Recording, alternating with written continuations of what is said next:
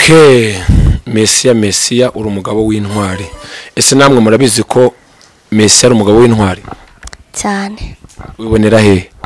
Bibonera mu bikorwa ibintu igenda inkorera ko ari intwari. Niyo mpamvu mvuga ko ari intwari. Okay, Mesiya ni umwami kandi natwe twese turamukunda. Abagumye gukurikirana Imigani TV turabakunda natwe kandi tugumye kubasengera buri munsi kugira ngo muguhorane ubugingo, kugira ngo natwe mugumye mudusengere, mudukurikirane, mugumye mukore subscribe maze murushaho gukurikirana ibiganiro byacu.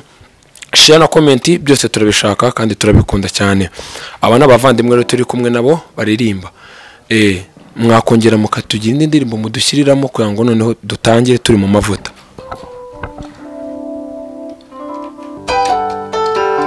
Negere yewe mwami w'ijuru n'isi, ndashu ko ndi kose ndashungenza ugushaka nguhaye umutima wanjye winjiremo, nkoreshe icyo ushaka, mpindure icyuma cyawe, mukunzi wanjye we, ndashungenza ugushaka, nguhaye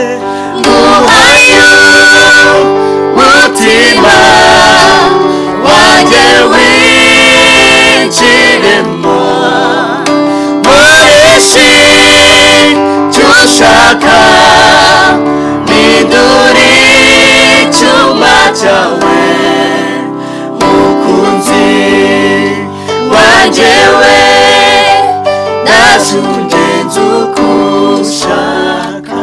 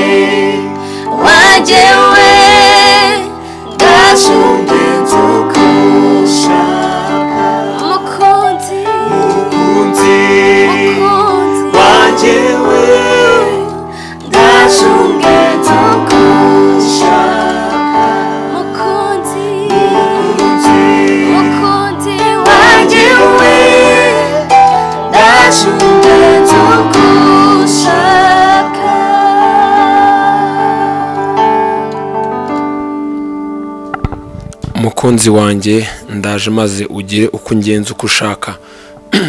Ese bavandimwe tukira aho ngaho ndagira ngo byubize mwibwira ababakurikiye bamenye ngo twataramanye nabande. Ndahera ibumoso bwanjye, amazina yawe twande usengeraga nahe? Nitwa Imana Clarisse, nsengera kuri ADPR Muhima. Nitwa Integuza Joyeuse, nsengera na Zereni Church hari mu Gatenga. Murakoze cyane, nitwa Mugisha Eli, nanjye nkaba nsengera kuri ADPR Gitega. Yitwa Tegekimana Simo nkaba nsengera muri Patmos of Faith Church. Yitwa Simo akaba asengera Patmos of Faith Church. Okay, ndagira ngo mwongere muturirimbe indi ndirimbo kuko uyu mwanya no wanyu twamagambo araza kuba makeya kugira ngo twumve byinshi mwaduteguriye.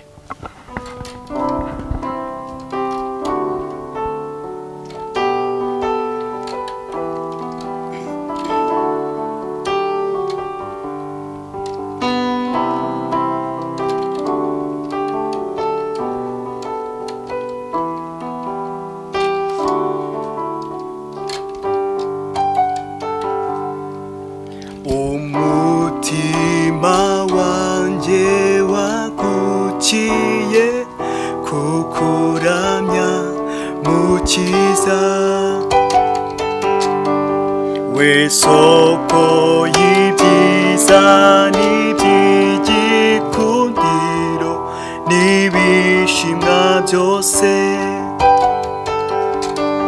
ndagandutse ndamanutse nciye fushirwe hejuru urakwiriye gushimwa mwami w'igitangaza izina ryawe rishirwe hejuru urakwiriye gushimwa mwami w'igitangaza izina ryawe ryamamare hose urakwiriye gushimwa mwami w'igitangaza izina ryawe rishimwe hejuru urakwiriye gushimwa mwami w'igitangaza izina ryawe ryamamare hose umutima wanjye wagukiye kukuramya mukiza we soko y'ibyiza n'iby'igikundiro n'ibishimwa byose ndagandutse ndamanutse nciye bugufi hejuru urakwiriye gushimwa mwami w'igitangaza izina ryawe rishimwe hejuru urakwiriye gushimwa mwami w'igitangaza izina ryawe ryamamare hose urakwiriye gushimwa mwami w'igitangaza izina ryawe rishimwe hejuru urakwiriye gushimwa mwami w'igitangaza izina ryawe ryamamare hose rikiza indwara izina ryawe ryamamare hose rirabohora izina ryawe ryamamare hose izina ryawe ryamamare hose Izina ry'Imana niryamamare hose izina ryawe nishyirwe hejuru kuko nta wundi mwami n'umwe tuzi munsi y'ijuru wagira ububasha nk'ubwiwe usibye Imana rurema yonyine. Rero Eli, aba bavandimwe bahuje gute kugira ngo mubashe gukora nama practice kandi mudasengera mu rusengero rumwe? Urakoze cyane. Abangaba ni abavandimwe tujya tugira umwanya nyine tugakora ama practice mu rugo kubera nyine na bino bintu bya lockdown tukaramya Imana nago twicaye ngo dutuze gusa tujya dufata umwanya munini tugasenga tukaramya Imana nicyo gituma nyine nungu kiduhuje hano kugira ngo turamye Imana tuyihimbaze. Okay, nacyo cyabahuje ngaha kugira ngo nyine baramye Imana banayihimbaze kuko barikunda kandi baranayubaha. Mwongerere umudukoreremo kwa ngo twumve izo ndirimbo zanyu byinshi mwaduteguriye, mwajyaga muri peta mwenyine mukaririmba mwenyine, ariko aka kanya nako gutaramana n'Imigani TV mwacyari kumwe na museri wanyu Eva 250. Ndabakunda cyane, ngumya kubasengera mbahoza mu biganza by'Uwiteka kugira ngo muhorane ubugingo kuko kubagira nanjye mfite Imana. Twagiye rero.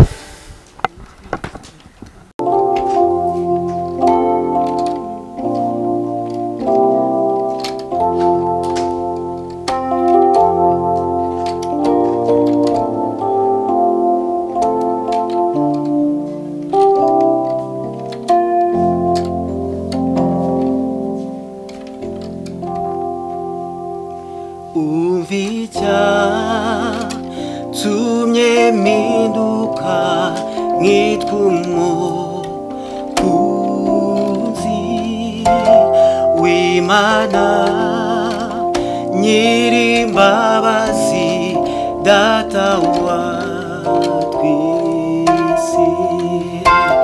Nuko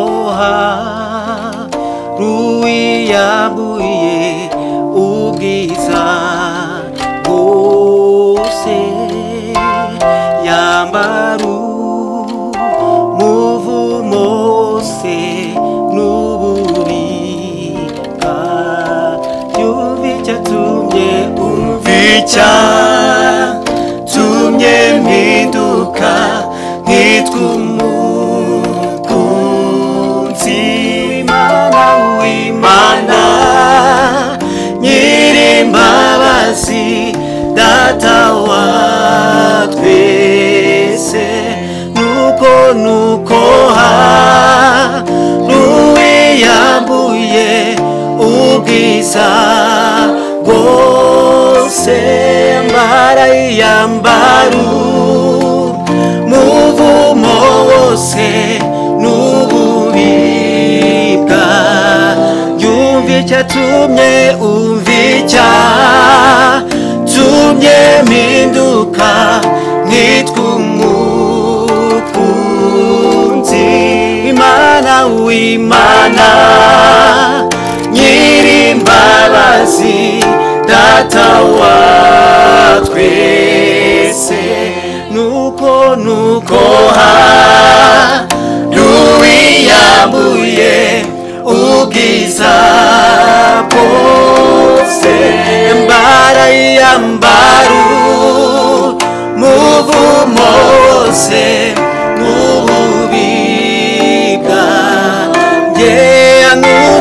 yankunze nabibereye naruwo gupfa, niwe yamuje n'Imana ubu ndashima. yankunze nabibereye naruwo gupfa, niwe yamuje n'Imana ubu ndashima. Ni Yesu zina riryoshe, niwe nzirata. Ni Yesu zina riryoshe, niwe nzirata. Ni Yesu zina riryoshe, niwe nzirata. Ni Yesu zina riryoshe, niwe nzirata.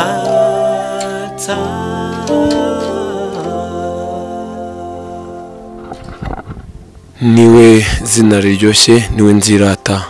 yankunze ntamuzi, yankunze kubw'amaraso yiwe arayamenera, arankunda mba hafi, nanjye niwe nzirata. natwe rero niryo zina dukunda, niryo zina turamya, niryo zina duhimbaza, n'izina ry'Imana, n'izina ry'isumba byose. Rero ese mu ntango yanyu mwadukoreyemo maze gukora mu ndirimbo nyinshi, turimo kugenda twumva ari ukuntu bigenda neza, tuva mu buntu tujya mu bundi. Murumva mudushishe izindi ndirimbo zingahe kugira ngo abantu bakurikiranye Imigani TV kugira ngo bumve ngo haracyabura zibatuze? Harabura nk'indirimbo ebyiri. Indirimbo ebyiri. Reka twizere yuko izo ngizo ziratujyana mu mavuta kurushaho twari turimo ubu ngubu, kandi turabakunda cyane. Namwe mukurikiranye Imigani TV turabakunda. Reka twumva abavandimwe rero, twumve byinshi baduhishiye. Izo ndirimbo ebyiri twizere ko zitugumisha amavuta twahatangiranye. Turabakunda, mugumye mukore subscribe, kandi mwibuke no kubwira bagenzi banyu. Ntimugakunde kuba mwabireba mwenyine cyangwa mubyumve mwenyine. Ibyo ubonye byiza ubisangize mugenzi wawe, n'iki inshuti ziberaniraho. Niyo mpamvu natwe turanga duri ku bwanyu. Turabakunda bavandimwe rero, mwongere mwikoze imitana, mwikwize imitako, maze twumve byinshi mu kiduhishiye.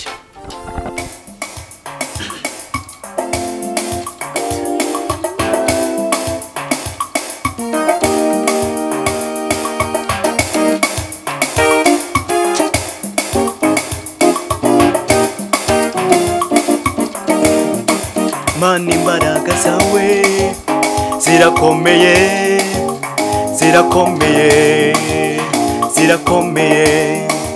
Mana imbaraga zawe zirakomeye, zirakomeye,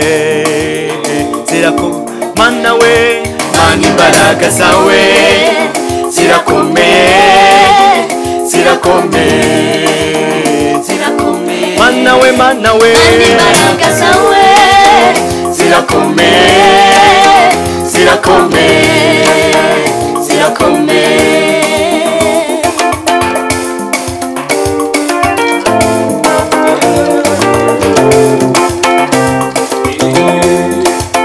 Mana imbaraga zawe zirakomeye, zirakomeye, zirakomeye. Mana imbaraga zawe zirakomeye, zirakomeye, zirakomeye. Mana we, mana imbaraga zawe zirakomeye, zirakomeye, zirakomeye. Mana we, mana imbaraga zawe zirakomeye, zirakomeye, zirakomeye. Mana we, mana we, imbaraga zawe zirakomeye, zirakomeye, zirakomeye. Nimetosheka na Yesu wangu asifiwe milele daima. Nimetosheka na Yesu wangu asifiwe milele daima. Nimetosheka, nimetosheka na Yesu wangu asifiwe milele daima.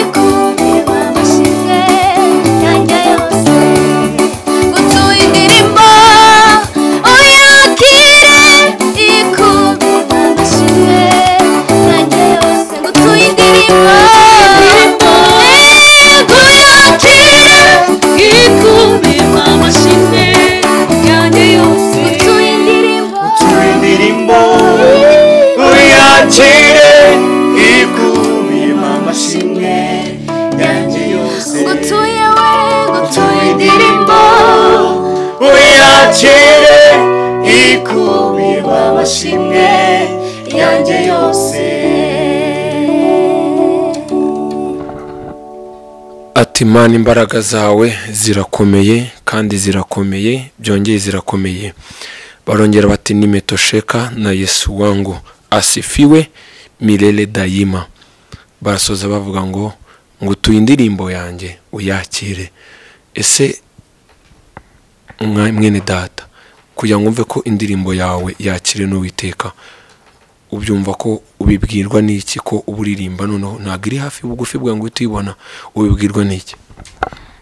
ni ukwizera nyine twe turimba ibitubamo ngo utuye indirimbo uyakire ikubiyemo amashimwe yanjye yose. Urumva nyituye Imana ndabyizeye neza ko yabashije kubyumva. Ese ushobora kubwira n'umwana w'umuntu ukamubwira adahari ukumva ko umwizeye ko ibintu uvuze watuje akanwa kawe biri bube? Cyane ikintu ni ukwizera. Kwizera umuntu wese wakurikiye Yesu ni umuntu wizeye Imana ko ntago wakwizera Imana utayizi. So rero ikintu cya mbere cyose ni ukwizera. Ngo igihe ikintu wizera nanjye ucyature kizambeho. Icyo nkwifurije ni kugira ngo tuzabane nawe mu bwami bwo mu ijuru. Ubwo niba wizeye ko tuzabana. Deja nagezeyo. Dusoza rero kugira ngo duhite dufata indirimbo ya nyuma mugiye kutubwira ibintu ibingibi bibiri. Ese kugira ngo mufate umwanya wanyu muririmbe bibafata igihe kingana iki? Kuririmba numvishe mufite amajwi meza kandi ayunguruye mubifashwamo n'iki?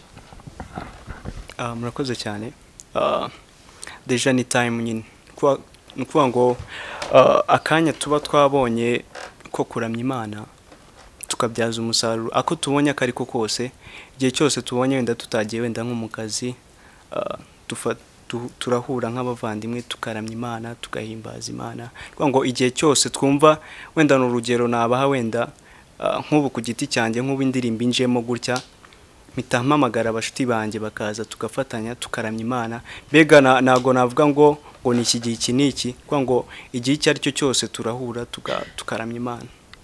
Okay, tugaruka ngaho ku muvandimwe numvisha avuga ngo aturuka mu idini rya ADPR. Ese kugira ngo uririmbane n'abantu batara muri ADPR kandi hari ukuntu nyine hano hanze bafata idini rya ADPR imeze gutya, hari ukuntu ifunga mu kuntu ntago ari umutwe bafunga, hari ukuntu nyine bo babikaza amategeko yanyarakomeye ameze nk'aho muri cya gihugu ntavuze. Bikorohera gute? Ese utekereza nk'abantu bavuze ko kubona ku Migani TV bo muri ADPR bagufata gute? Sababuze aho ntibazagutenda bigenda bite? Icyambere ni ukumenya umwami ukorera, ukamenya Imana yaguhamagaye. Nago kuba idini si ryo rizajyana umuntu mu ijuru. Idini ni inzira itugeza ku Mana. Kuba ndi kumwe n'abavandimwe twese turabemera Imana. Rero kuvuga ngo bampana bajya guti cyambere ngiye nuko nzi umwami ndi gukorera, nzi ko ari umurimo w'Imana ndimo, ntabwo ndi gukorera ADPR. Mbese bize ko n'umwisilamu guhamagara ngo muririmbane ko mwamugiye gukorera Imana wabyemera? Nakubwiye yuko ari umuntu wemera wese Imana atari ukwemera Yesu. Kwemera na Yesu. Okay, ngo rero ngo mudusoreze mutubwira ese nihe umuntu yababona mu buryo bworoshye wenda nimba ari bafite platform kuryo twamubona byoroshye abantu kucyana imigani bavuga ngo noneho ko tubabonye umunsi ariko ejo n'ejo bundi ari bindi bakoze dushaka kureba. Ese umuntu yababona hehe? Murakoze cyane. Hano bagiye batandukanye bafite channel zabo. Ndavuga ku giti cyanjye wenda nabo baragenda bivuga. Mfite channel abantu bose bakurikiye Imigani TV. Mwakandika Elia Worshiper cover. Hari indirimbo nyinshi zo kuramya Imana ngenda nkora n'abandi b'abavandimwe banjye zihembura imitima y'abantu benshi cyane bari kugenda bazikurikira. Twanabonye n'ama comment nyine bagenda batubwira n'ibindi bintu twakongeraho. Ndabasaba nyine kugira ngo mukurikire iyo channel yacu.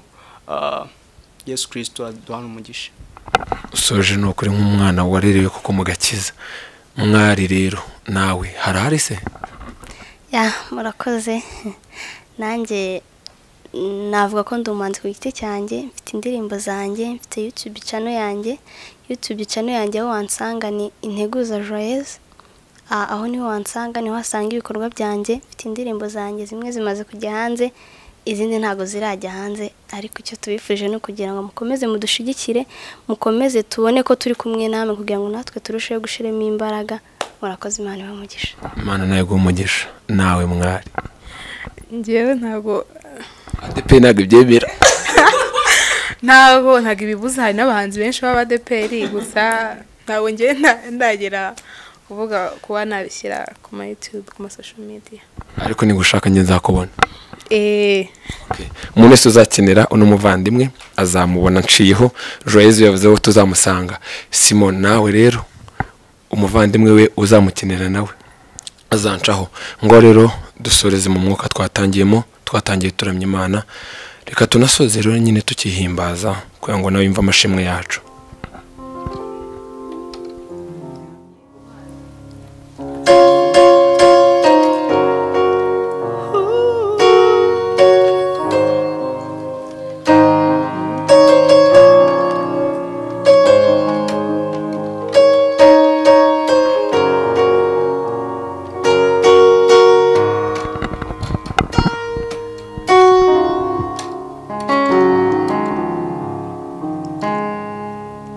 Mwami tuzamuye amajwi tugushima,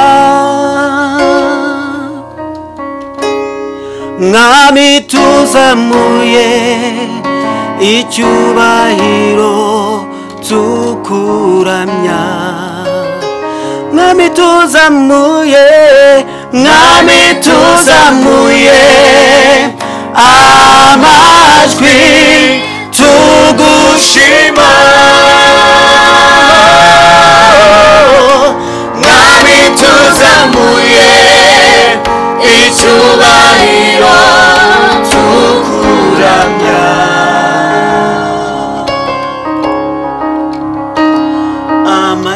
amashimwe na yawe,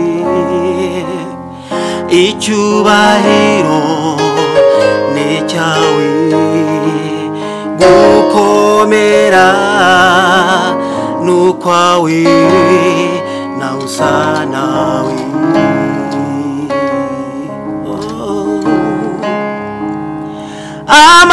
amashimwe na yawe,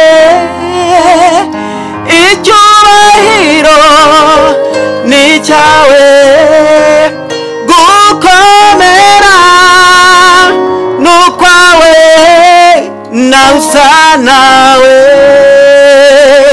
Mwami tuzamuye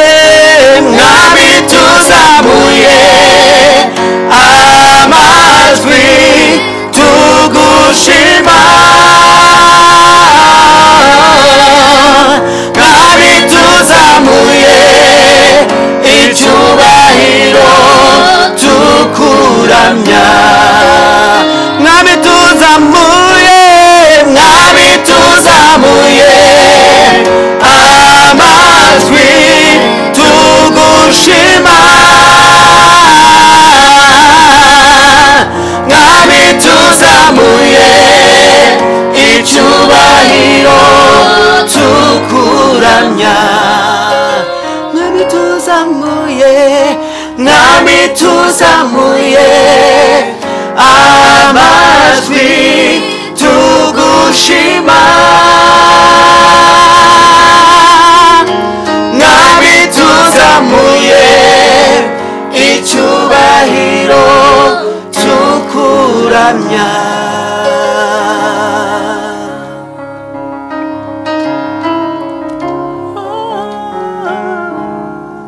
Mwami tuzamuye amajwi tugushima, Mwami tuzamuye icyubahiro tukuramya, Mwami tuzamuye amajwi tugushima, Mwami tuzamuye icyubahiro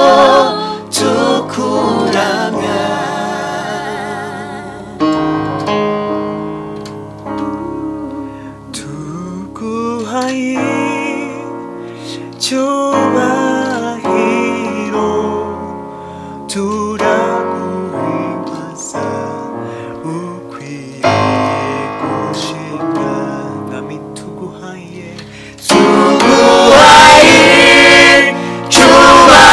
cyubahiro turaguhimbaza ukwiriye gushimwa nami tuguhaye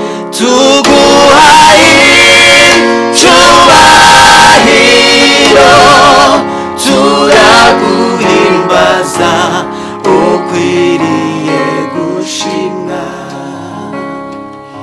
nasema asante kwa Mungu wangu nasema asante kwa wema wako kwa maana fadhili zako zadumu milele na milele. Amina. Nasema asante, nasema asante kwa Mungu wangu, nasema asante kwa wema wako, kwa maana fadhili zako zadumu milele na milele. Amina. Nitaimba sifa zako mbele ya watu wote, nitaimba sifa zako mbele ya watu wote, kwa maana fadhili zako zadumu milele na milele. Amina.